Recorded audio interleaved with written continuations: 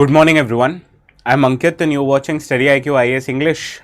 Today is 18th of September, and we are going to discuss important news and articles from our favorite, the Indian Express newspaper.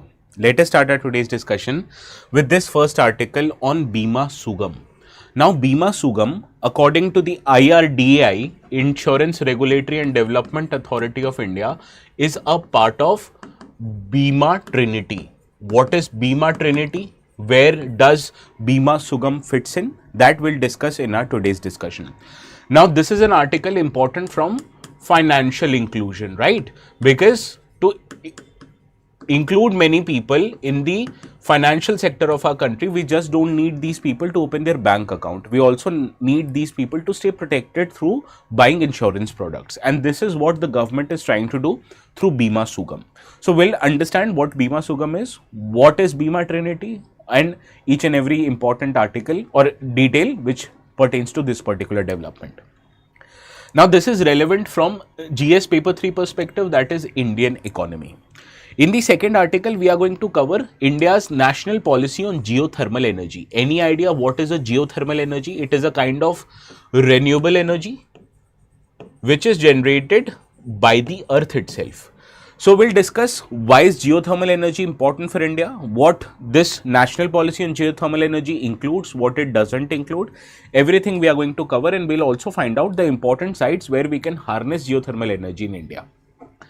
Now, this article mainly is important from GS paper 3 because it deals with harnessing geothermal energy, but the important article also is GS paper 1 and GS paper 3 because it deals with matters relating to environment and also geography. So we'll discuss the second article in great detail and the relevant papers I have already told you. In the third article, we are going to cover a very important historical site near the city of Banaras in UP known as Sarnath. Now, Sarnath is a site important for Buddhism. Why is Sarnath is in news? What are the important sites? What is the religious and cultural significance of the site? That will cover, and this is relevant from GS paper 1 perspective, that is the syllabus of art and culture. Okay. And the fourth article, which is a core economy topic, we'll understand what happens when the Federal Reserve of United States, it cuts their interest rate. Similar to how RBI reduces repo rate in India, Federal Reserve of United States reduces its policy rates and it brings changes to emerging markets including India. So what is the implication of cutting of Federal Reserve rate on Indian economy? That is the subject of our today's discussion, and this is a core economy topic, hence the relevant paper here becomes GS paper 3. And we'll also solve 2 PYQs that have appeared on this topic and relating to it. Okay. And in the last article, which is a detailed article, we'll understand what are the reasons behind heavy rainfall in the Himalayan states, particularly in the states of Himachal Pradesh and Uttarakhand. And recently, as you have seen, it has led to flood and landslide in these particular regions. So the reason behind heavy rains, what have the human and the climate change added to the complexities, that we'll understand, and we'll also try to solve a mains question in the today's discussion. And others who are wanting to write the answers, I'll encourage each and every one of you to start writing the mains answers from the last article that I will give you today. Now, the notes of this session, as usual, you can understand they will be made available on the Telegram channel ATS Live. So go to this channel, you can search it in the Telegram app on the top right hand corner of your app. Just click on it and write ATS Live, you'll find the channel. And while you're at it, just do not forget to subscribe to the channel also. Sorry. Arya, good morning. Amar, hi. Augustine, good morning. Journal of an Aspirant, Mahamim and Benzir, good morning. Let me see other comments. Baga, good morning. Kanchan, Mahamim, Kharbudon, Santana, good morning all of you. How is everyone doing? Has the rainfall in all your areas stopped, or is it still prevalent? It's quite weird in Delhi. Sometimes it is there is nip in the air, it's quite cold, sometimes it becomes hot. For example, yesterday afternoon it was quite hot, but in the evening it somewhat rained and it led to a cooling of the climate and weather. Okay, let us start with this first article. This I have taken from the business page. Bima Sugam, single digit marketplace for insurance. Any marketplace have you used for insurance? Have you heard of this particular website? Policy Bazaar, ads, calls, spams, they do it a lot. Well chat GPT से answer नहीं देखना कंचन, chat GPT से बस structure लेना है. Content I already give you in the class, right? So only structure देखा, कैसे वो स्ट्रक्चर कर रहा है आंसर को, और उसी स्ट्रक्चर में you will have to put your own content. Okay, have you heard anyone, have you heard or bought anything from Policybazaar? Anyone? Now, first of all, let us understand Bima Sugam, and then we'll understand how is it different from Policy Bazaar. Okay. Now, it was launched yesterday by Bima Sugam India Federation at the headquarters of IRDAI, Hyderabad. As RBI is the regulator of banking sector, SEBI is the regulator of India's financial market. The regulator of India's insurance sector is Insurance Regulatory and Developmental Authority of India, IRDAI. We have covered IRDAI multiple times in the session, so we are not going to detail in what IRDAI does in general. What you'll have to remember, unlike other commercial bodies which are headquartered in Mumbai, IRDAI is headquartered in the capital of Telangana, that is Hyderabad. Now, this Bima Sugam is envisaged as world's largest unified digital marketplace for buying insurance products and services. And right now, it is in a process of phased rollout. First of all, this will provide, or this will act as an information hub, and later on, when this platform get developed, it will act as a full-fledged marketplace where you can buy and get services of your insurance products, right? Now, this is an initiative by IRDAI, and this is operative by BSIF, Bima Sugam Insurance India Federation, right? And with all insurance companies will act as a member and may also hold equity stakes. Does it ring a bell? Have you heard of NPCI, which regulates the payment system of UPI? NPCI is owned by all the major banks in India, including both public and private. Similarly, insurance regulator, instead of regulating this platform will be operated by an entity, BSIF, which will continue to be owned by major insurance companies in India, very similar to how NPCI is owned.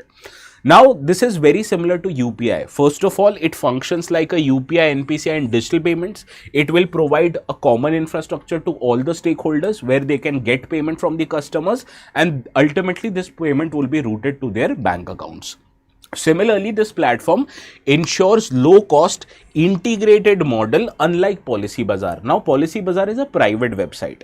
So, you can buy insurance products at Policy Bazaar, but you need to understand Policy Bazaar, being a private company, would charge certain commissions on those products, whereas this Bima Sugam is a government platform. So even if there would be certain commissions, those commissions would be very less as compared to Policy Bazaar.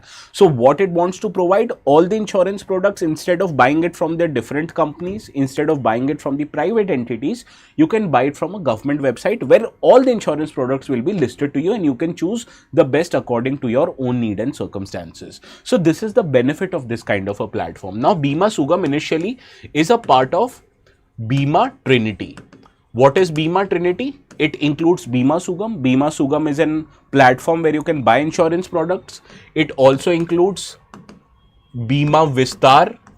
Bima Vistar means you can buy one insurance product which will cover your life insurance, term insurance, health insurance, other policy insurance, right? So instead of buying different insurance products individually, you can buy one product that is called as Bima Vistar.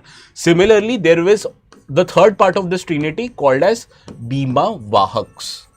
Now, these Bima Vahaks, they will be the agents who are going to sell you insurance products, and basically these will be women in rural areas. So government is looking to provide them with employment and income opportunity by enrolling them as Bima Vahak. So this three, Bima Sugam, Bima Vistar and Bima Vahak, these are part of Bima Trinity. Understood?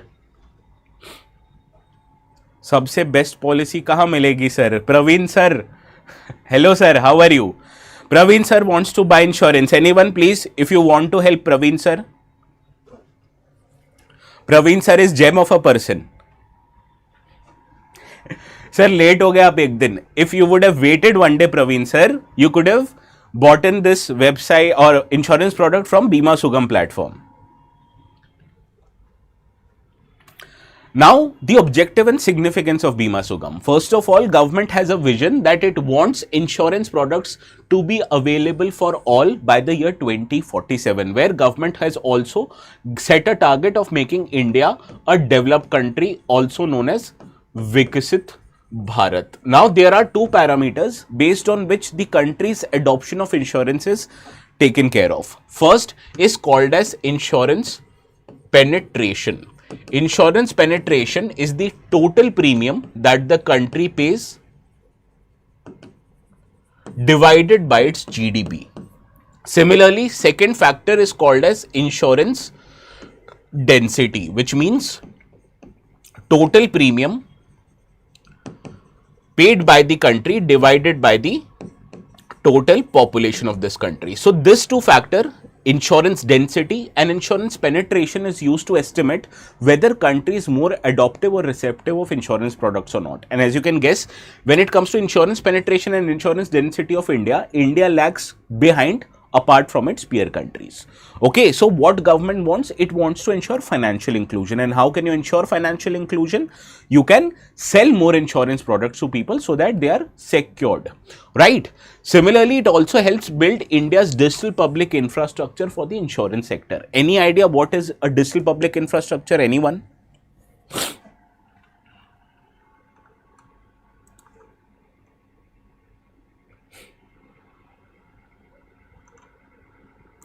What is a digital public infrastructure? Government has tried to promote digital public infrastructure for identity, that is through JAM Trinity.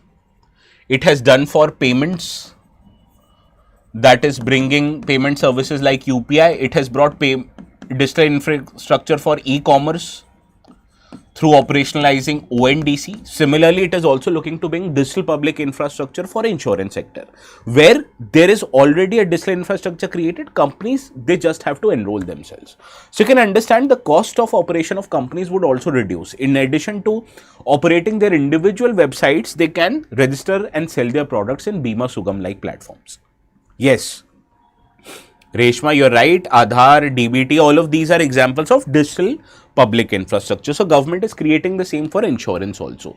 And it also seeks to empower policy holders so that policy holders would have much better awareness which company is offering which kind of insurance services. You can see everything on one single platform. You don't have to go through 5-6 different sites just to understand which is the best policy for you. Similarly, it also deepens insurance penetration. I told you what is insurance penetration, and it ensures transparency so that companies, they don't imply certain hidden charges. Everything will be there in front of your eyes. Understood? So, this is the Bima, Sugam. Now, what is there for the stakeholders? First of all, it brings together insurers, agents, brokers, banks, aggregators, customers in one just place. So, instead of going to different shops in the market, what do? You open websites like Amazon and buy the products where all the products are listed. And you don't even have to worry about the payment, right? Similarly, this will obviate the need for separate infrastructure for insurance sector. It facilitates buying, selling, renewal management and claim settlement process, which is quite cumbersome today. Any one of you use any kind of insurance? How many of you have health insurance? That is a very important thing that you should have.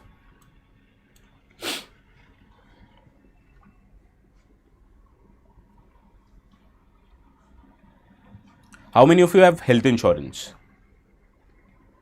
Okay, good, Baga. Anyone else?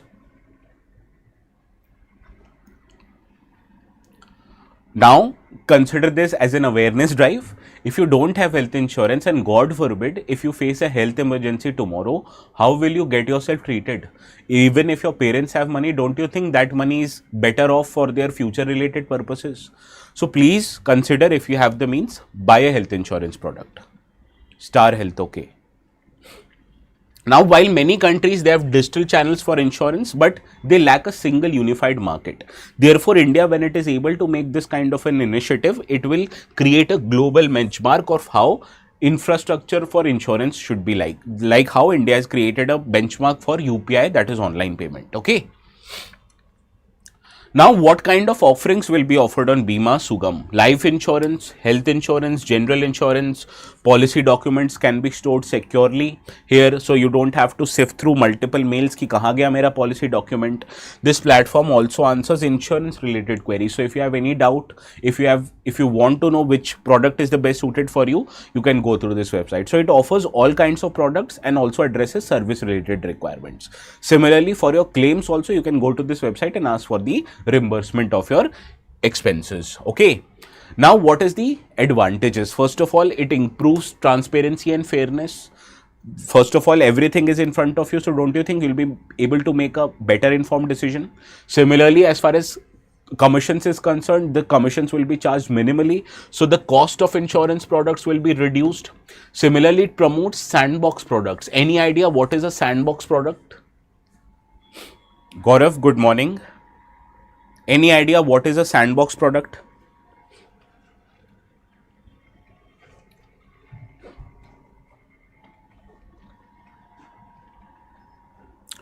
Now, suppose I've come up with a product and I want to sell this product to only a handful of people, 50, 10, 100 people.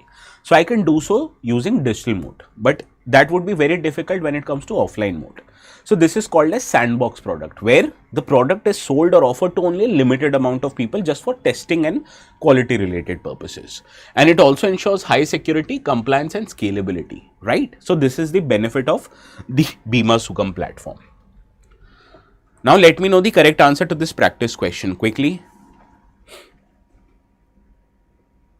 Prabhu, good morning.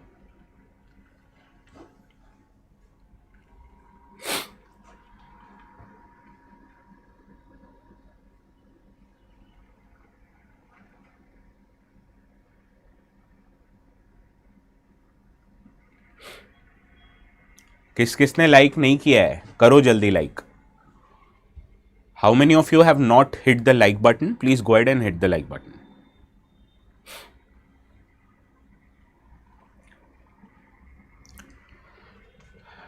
Well, it was an initiative by RDI, but it is operated by RDI. No, who operates the Bima Sugam platform? This acts as India's digital public infrastructure for insurance, ensuring transparency and wider penetration. It allows customers not only to buy insurance policy, but also to renew, manage and claim using a single platform. So, second and third are right. First is incorrect. Operated by BSIF. Good. So, it is operated by BSIF. This was an idea or initiative by IRDI. So, first isn't right. Option B is your right answer. All of you have gotten it right. Reshma, Santana, Benazir महामीम, both of you. Kanchan, आज दो अलग अलग account से बहुत data आ गया लगता है दोनों के पास. Yuvraj, Santana, Baga, Arya, all of you right. Baga, how is your studies going on? Now, moving to this next article, this article also appeared in the business page. It talks about government to push geothermal pilots under new policy. Is this pilot the same pilot as that of an airline or an aircraft pilot? No, this is a pilot project. Pilot project means the project which you start initially just to test the waters, right? So, geothermal pilots project will be implemented under the new geothermal policy. So, that geothermal policy is important from our exams perspective. Now, the national policy on geothermal energy was announced by Ministry of New and Renewable Energy yesterday, and it builds on the task force on geothermal energy which was created last year to ascertain the significance and the potential of geothermal energy in India. And this aims to test the commercial viability of geothermal power projects in India. Any idea what is a geothermal energy? Anyone? Well, it will go live from tomorrow, Baga, that series. Monday, Wednesdays and Fridays at 6.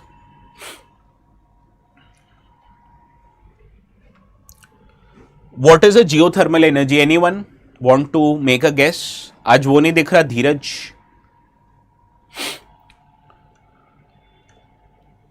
Not exactly volcanic activity, but yeah, very close to it.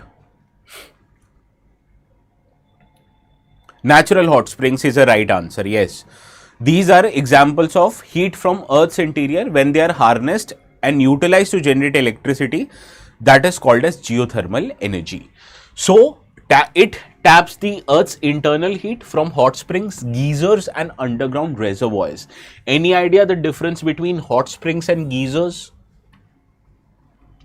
Hot springs is where the water just comes out, and geyser is the one that throws away the water at a higher altitude. So this is the difference. Similarly, the heat available in underground reservoirs also can be harnessed.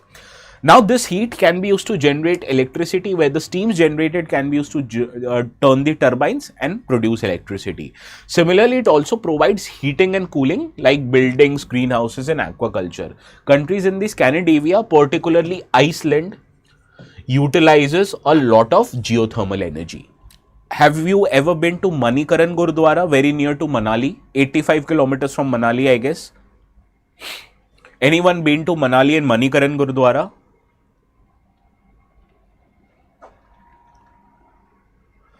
Where in Manikaran Gurdwara, the langar that is offered to the devotees now, that langar itself is made using the geothermal energy. So that Gurudwara is located very near to the hot springs, and from where they utilize the heat to cook the food, right?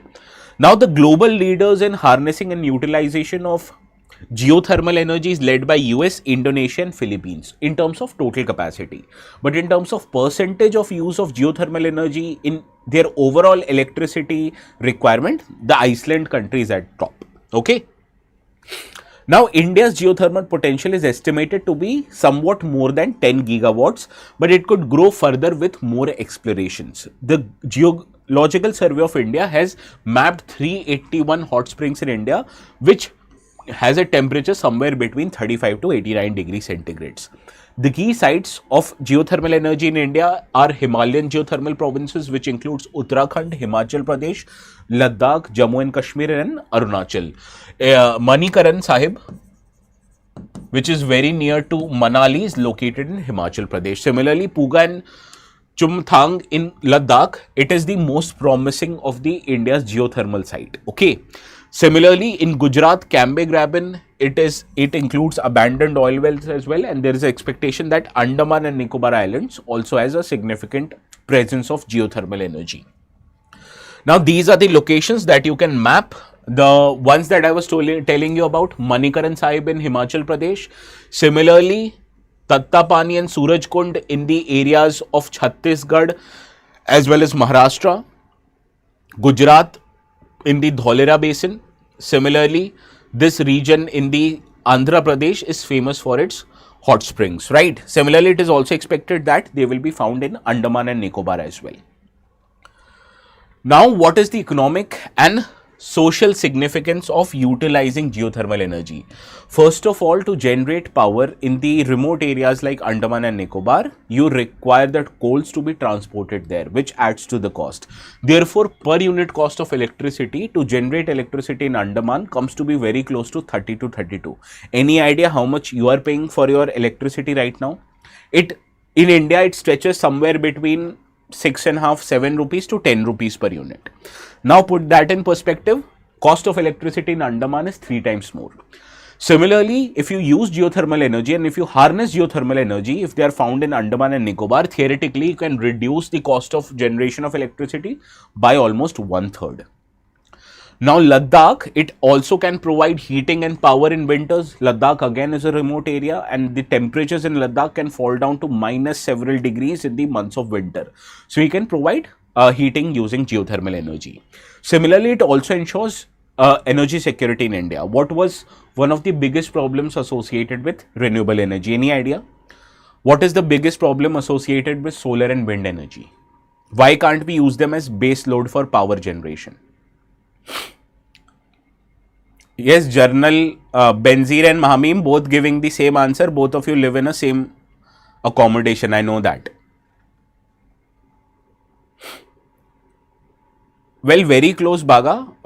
The energy of solar and wind, they are intermittent in nature because they are not available 24/7. Wind energy is only available whenever the wind speed is beyond a certain speed, right? Similarly, solar energy is only available in summer months and during the day. So these are intermittent in nature, whereas you continue to use power 24/7, right? So you can't rely on them to provide base power. But if you are able to harness geothermal energy, it will provide you as a stable base load of renewable energy, which not just reduces greenhouse gas emissions, but it also reduces intermittency associated with the wind and solar energy. Similarly, what is India's climate goal? India wants to have a net zero emission by 2070, and don't you think moving away from thermal power and to more renewable sources of energy is a way to go? And that is why geothermal energy can provide you as a stable and a cheaper alternative, in addition to being more climate friendly. Okay.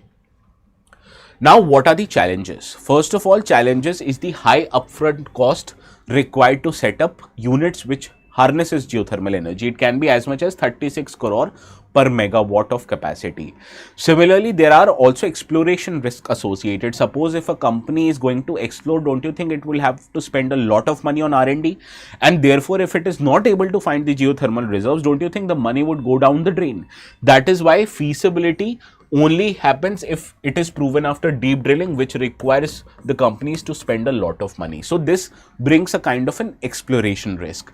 Similarly, the commercial viability of the projects that have been installed in India is yet to be demonstrated. They can be used for a small scale purposes, but when it comes to generation of electricity and supply of stable electricity, the commercial viability has not been able to achieve. Now, what this policy promotes, this highlights how we can address the challenges. First of all, this policy encourages repurposing of abandoned oil and gas wells. Now here, drilling have already taken place. So the cost associated by drilling of these abandoned oil and gas well to explore and to find geothermal energy is less. So that is how it reduces the cost of upfront costs required by the companies. Similarly, it provides companies with fiscal incentives like tax holidays, import duty exemptions, viability gap funding, so that the exploration risk is minimized, right? Similarly, countries like Iceland and Norway, who are global leaders when it comes to using and having the technology required for geothermal technology, we can actively take their cooperation. They can help set up units in India, and therefore we will be able to get best technology at a lesser amount of time. And this will also promote the overall Atmanirbharta Bharat initiative. Okay. Now let's see how many of you are able to solve this question.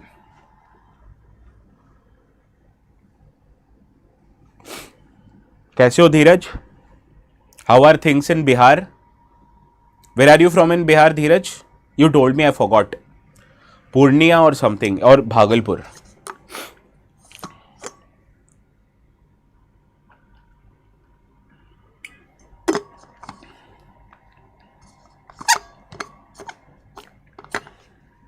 Buxar, okay. Now I'll remember. Battle of Buxar.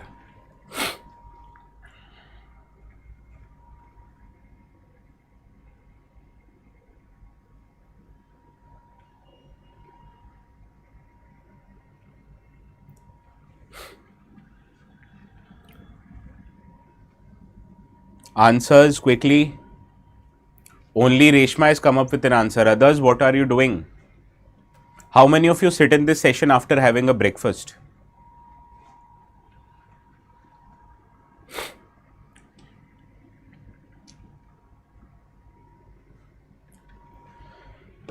Yes, last one is located in the Union Territory of Ladakh. So, last one is incorrect. Geological Survey of India has identified 381 sites where temperatures are not exceeding 100. Okay. So, first one is incorrect. The second, policy encourages repurposing abandoned oil and gas well for geothermal energy production. This is also correct. So, only second is right, first and third is incorrect, and we have to identify incorrect statement. So, option C is your right answer. Good, Amar, that you skip breakfast, otherwise you will feel sleepy. For example, I don't have breakfast at all, because if I have breakfast, I'll feel sleepy. Now, this is the last chance for you to enroll yourself in a 2026 batch, and the admissions are only open up till 20th of September. So let me tell you again, this is the last chance for you to enroll in a batch which is meant for students looking to give their exams in 2026. Okay. If you still want to take admissions, you can use the code ATS Live. This code will help you get maximum discounts.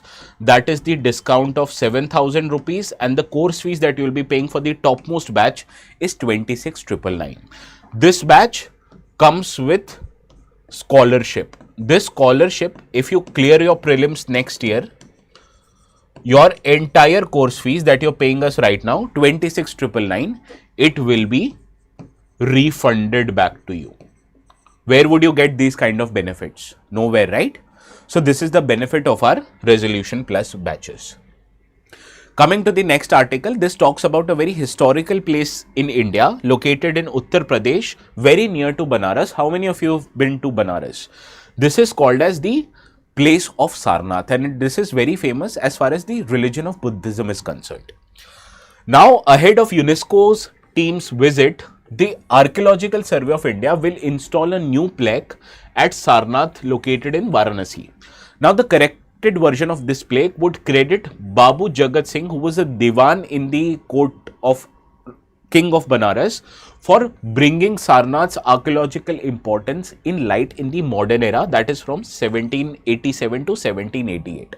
Many texts, they have highlighted or credited this to the Britishers, but not in this case. It was an Indian, Babu Jagat Singh, who has been credited to bring light to the archaeological importance of Sarnath. But you must be thinking, why is UNESCO team visiting the Sarnath? The reason is that,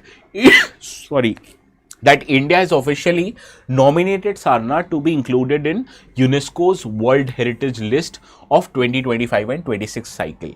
Now, before confirming Sarnath's inclusion in the UNESCO World Heritage site, a UNESCO team will visit and verify the location. And Sarnath has been on the tentative list for 27 years. So, before the sites are admitted to the list, they have to get their names registered to a tentative list, and only the sites that are there in the tentative list, their names would be picked up in the UNESCO's World Heritage. Sarnath is in UP. It is World Heritage list. Okay. Any kind of idea what kind of heritages are covered by UNESCO?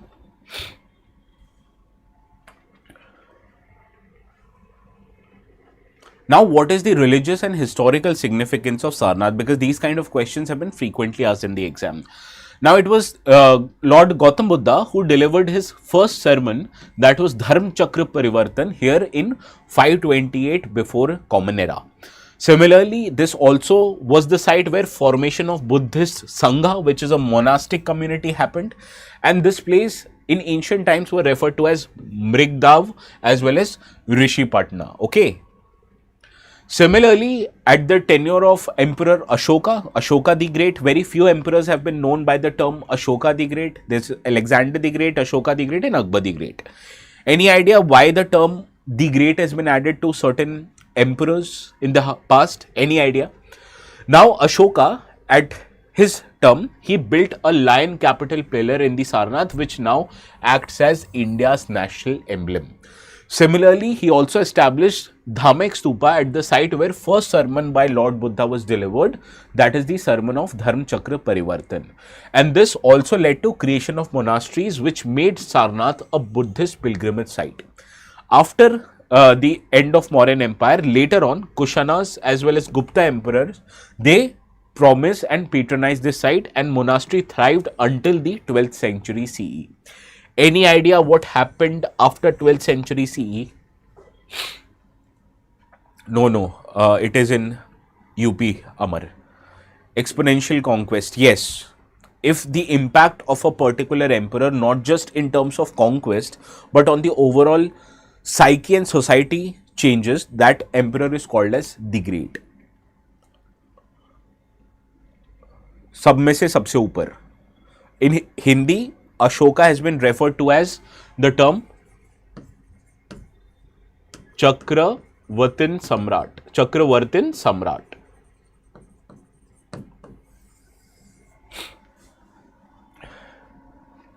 Any idea what must have happened in 12th century CE?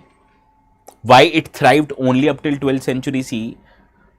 Why we had to, yes, because of the onset of invaders, that was the setting up of different monarchies in India.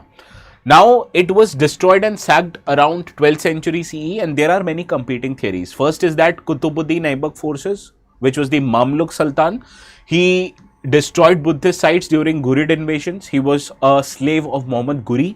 Similarly, archaeological evidences, they also suggest that a Shivite temple was built on the site before the invasions took place, and this was ransacked even before it was completely finished. Now, after destruction, the site continued to remain abandoned for almost 700 years, and therefore Buddhism as a religion declined in India, and Buddhist sites, they were destroyed. So this was the decline and destruction of the historical site of Sarnath. Now, the modern discovery happened in 77-78, where workers who were hired by Babu Jagat Singh, they discovered relics when they were digging for construction in the Jagatganj locality of Banaras. And the reports, they were also reported by Jonathan Duncan, who was an Indologist, and he was the founder of Sanskrit College in Banaras.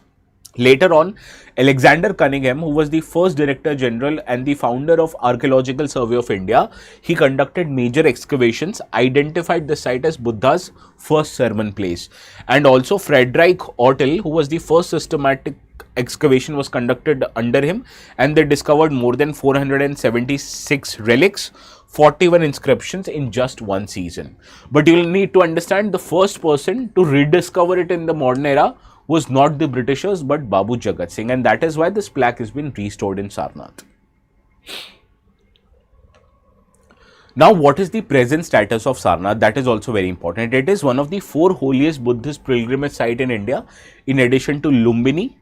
Not in India, overall. In addition to Lumbini, Bodh Gaya and Kushinagar. Where is Lumbini located? Why is Lumbini known for? Any idea? And why is Bodh Gaya and Kushinagar known for? Any idea from your history lectures? I know you find history boring, but you can't ignore history. You can love history, you can hate history, but you can't ignore history. Yes, Lumbini is where Lord Buddha was born. Yes, it is located in Nepal. Whereas Bodh Gaya is in Bihar, Kushinagar and Sarnath, they are in UP. Now, major monuments that are there in Sarnath: Dhamek Stupa, Dharmrajika Stupa, Ashoka Land Capital, and many monasteries. It hosts more than 8 lakh visitors every year. Similarly, it is part of India's global Buddhist diplomacy. It positions Sarnath as a cultural and religious soft power. That is why countries from ASEAN, where Buddhism is the major religion, the tourist onset or arrival from these ASEAN countries happens a lot in India to visit these 3 of the holiest 4 Buddhist sites which are located in India. Now, answer this question. Sorry.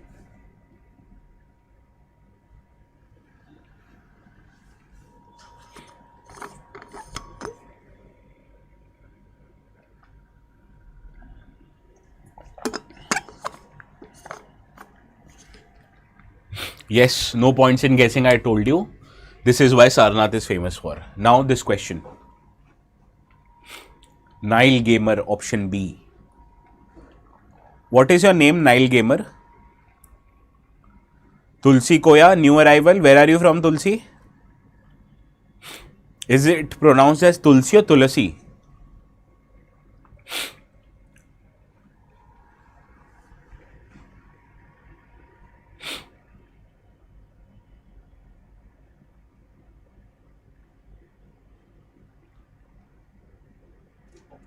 Raju, okay. When you have a nice name, why add Nile Gamer as a username? Mumbai Tulsi, okay. So is your name Tulsi or Tulasi? How is it pronounced? I'm afraid if I'm not pronouncing it incorrectly. Now, where did Lord Buddha attain Mahaparinirvana, as it is called? Tulasi, okay. Any idea where Lord Buddha attained Mahaparinirvana or salvation or escape from the cycle of life or the circle of life? Kushinagar, good. So, first obviously is incorrect. The archaeological remains of Sarnath were first brought into light by Babu Jagat Singh, not Jonathan Duncan. India has recently nominated Sarnath for inclusion in UNESCO's World Heritage List. This is the correct answer. So option C is your right answer. Yes. Good, Reshma, Mahamim, Santana, good. Now this question of 2023.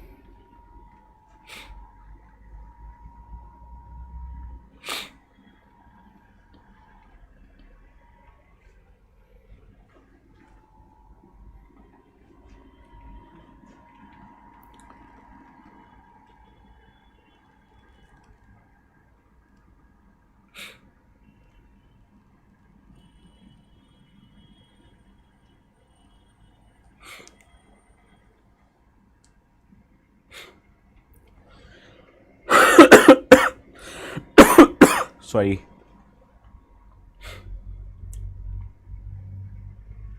That is where I got you. The concept of stupa is not Buddhist in origin. Stupas used to exist even before the formation of Buddhism. There was this saints known as ascetics, whatever it is pronounced, sorry for that. They were buried and their cremation site also hosted stupas. So stupas is not a Buddhist origin. Rest all are correct. They are votive and commemorative structure in Buddha's tradition. As you have seen, places where the relics of Lord Buddha were kept, all of them have stupas right now. So only two, option B is your right answer. Sorry if my voice is not alright. I have a very bad cold, okay? Now, moving to this article appeared in the Indian Express newspaper, again in the business section. It talks about Federal Reserve, or the US Fed as it is called. It has slashed rates by 0.25 percentage point, essentially by 0.25%, and it sees steady pace of cuts coming in the future. So this is a direction of the policy that the Federal Chairperson, US Federal Reserve Chair, Jerome Powell has given.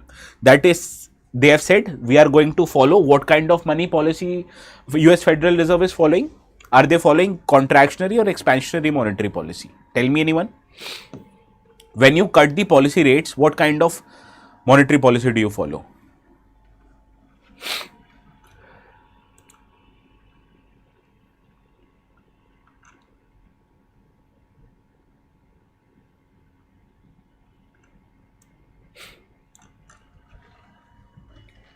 What kind of monetary policy do you follow when you cut the interest rate? Is it an example of contractionary or is it an example of expansionary monetary supply? कौन सा है दोनों में? It is an example of expansionary monetary policy. Why? Because by reducing policy rates, the money supply in the economy increases. Any consequence of increase in money supply that you can think of? Any consequence of the contractionary monetary policy that you can think of? What it might lead to?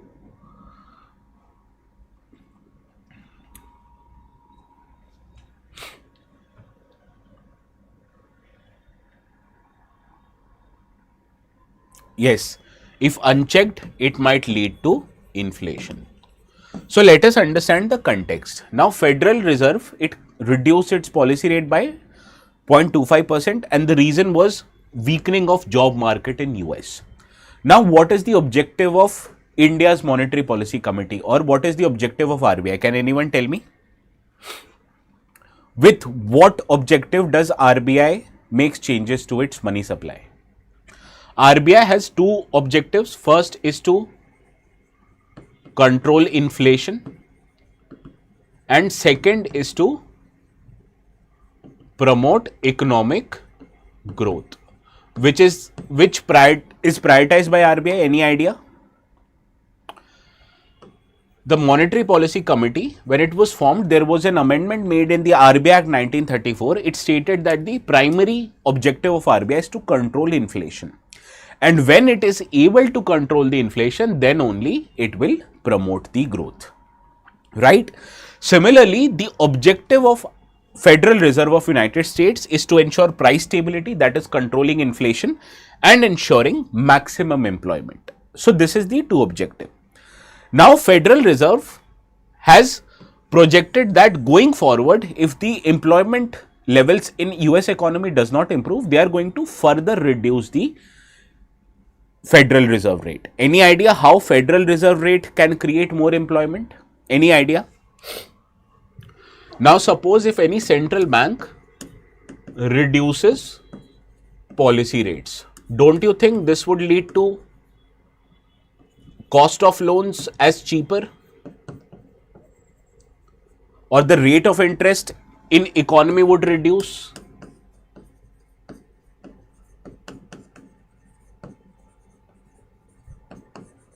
So the cost of loans that the companies and people take, don't you think it will realize?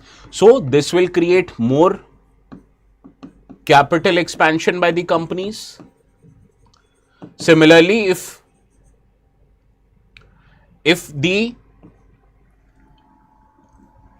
cars, houses, etc., the loans for them are available at a cheaper rate, don't you think you'll take more loans?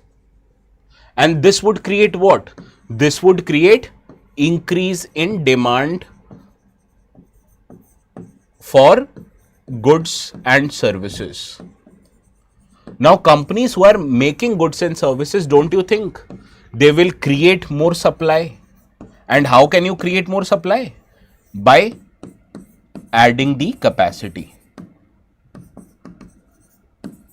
So this creates employment, right?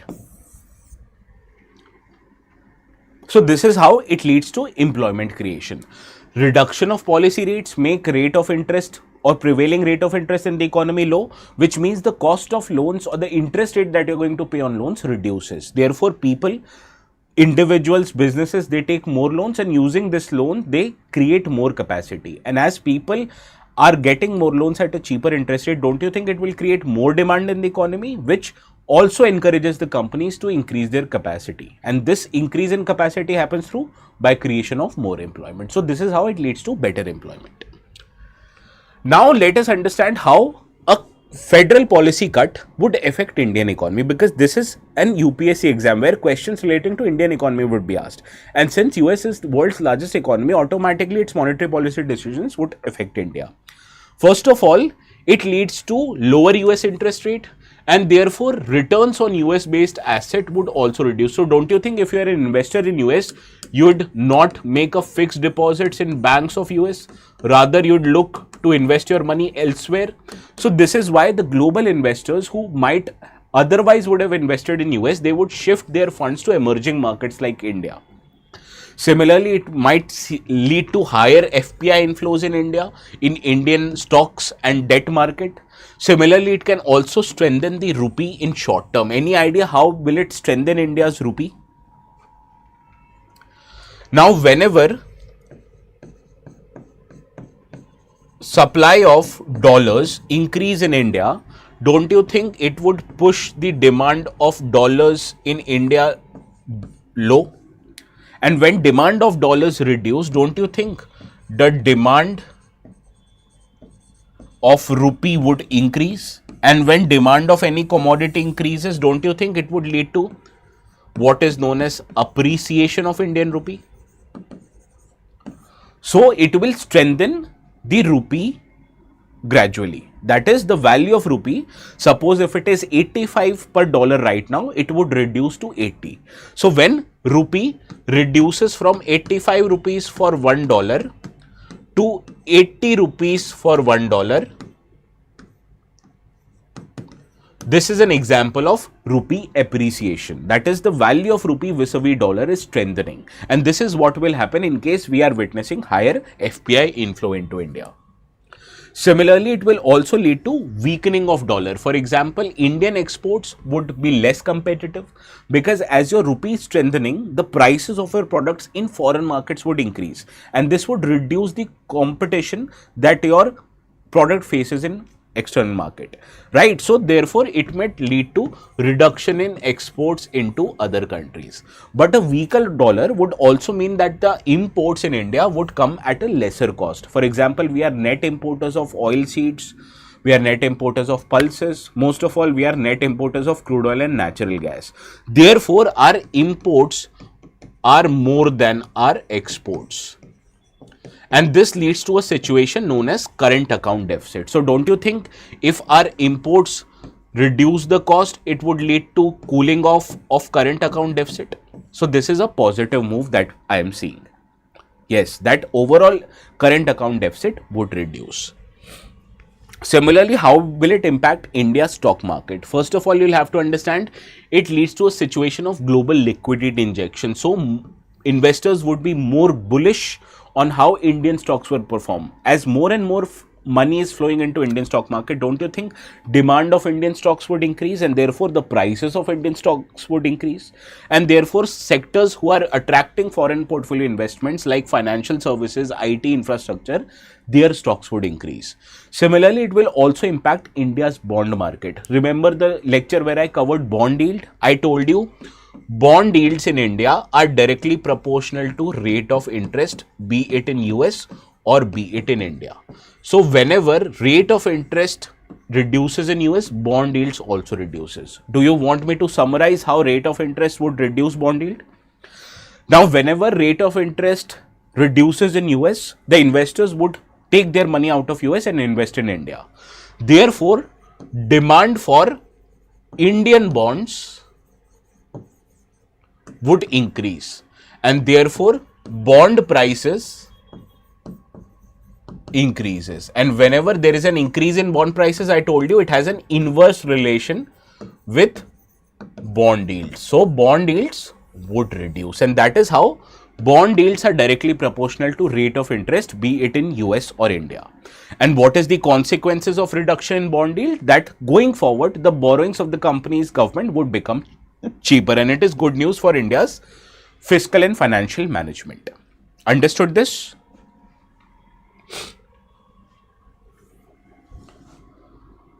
Now let us understand how it will impact inflation. First of all, I told you India is a net importer of many important commodities, and because of this we will have to use a lot of our foreign currency in imports. And whenever prices of these commodities rise, it leads to a situation in India which is called as imported inflation. So don't you think when the value of dollar vis-a-vis rupee declines, it would lead to cheaper imports and it would help India in inflation management?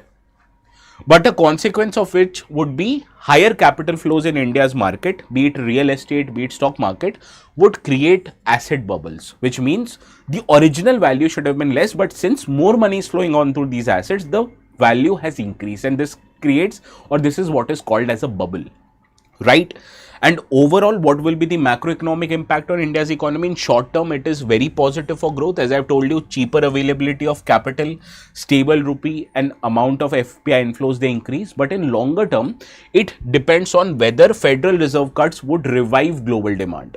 Because the long-term demand of Indian economy or long-term growth of Indian economy is linked to how much India is able to export. And if it leads to revival in global demand, our exports will increase, otherwise not. So this is the short term and medium term and long term impact of such a move on Indian economy. Any doubt? Students?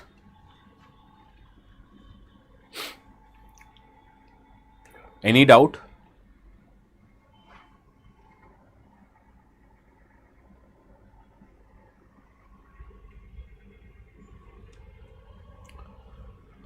Now solve this question.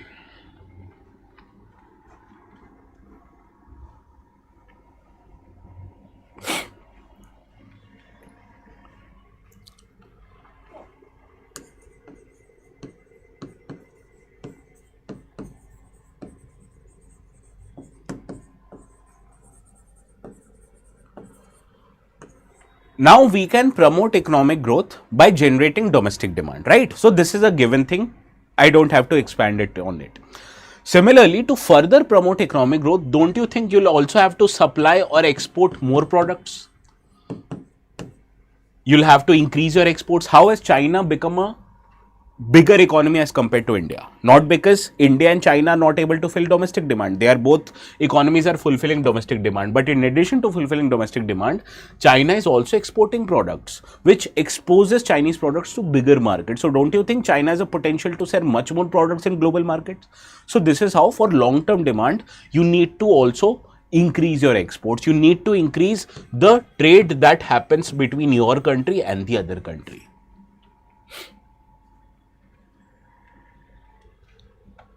Now solve this question. I hope you understand it, Baga.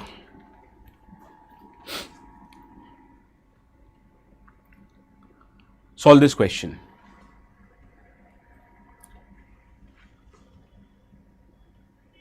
Which locality do you live, Amar, in Delhi?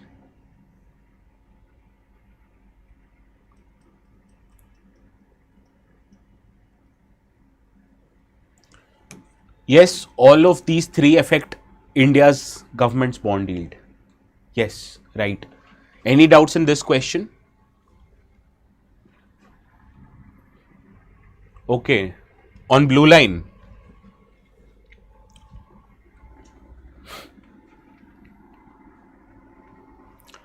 Now PYQ 2022.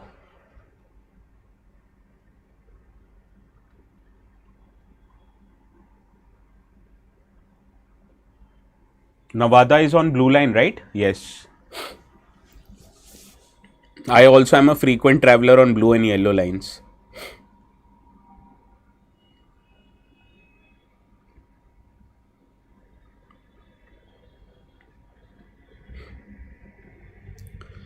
Well, what we covered in our today's discussion, the American economy is following easy monetary policy. So this has led to what? This has led to arrival of capital in India. Now reverse this situation. If the interest rate in US market increases, don't you think investors would take away their money from India and invest in US? So first statement is right. I'm sorry. Capital flight, it may increase the interest cost of firms in existing external commercial borrowings. So whenever the capital flight is moving out of India, don't you think the demand of external commercial borrowings or debt instruments would reduce in India? So to generate more demand, don't you think they'll offer or they'll have to offer higher rate of interest? And this increases the cost of borrowing for the company. So second is also correct. Third, devaluation of domestic currency decreases the currency risk associated with ECB. Any idea about the third statement?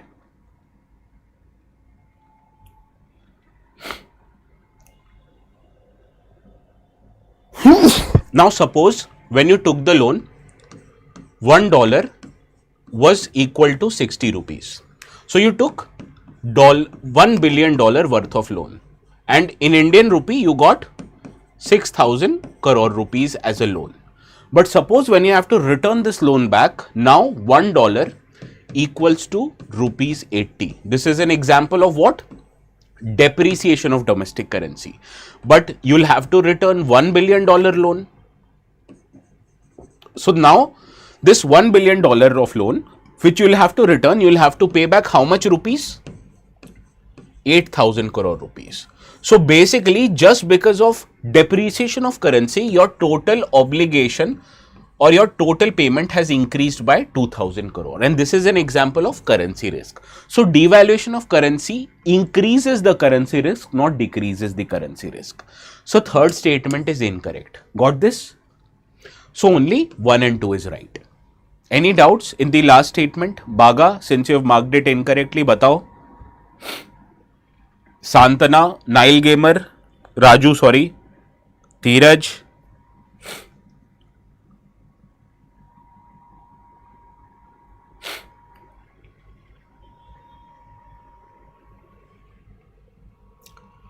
Now it is almost 12:02, so we'll cover this article tomorrow. This is a brilliant article. I will take time to explain it, okay? So we'll meet each other again tomorrow. You can download the notes on ATS live channel, okay? So we'll see each other again tomorrow. Have a good day.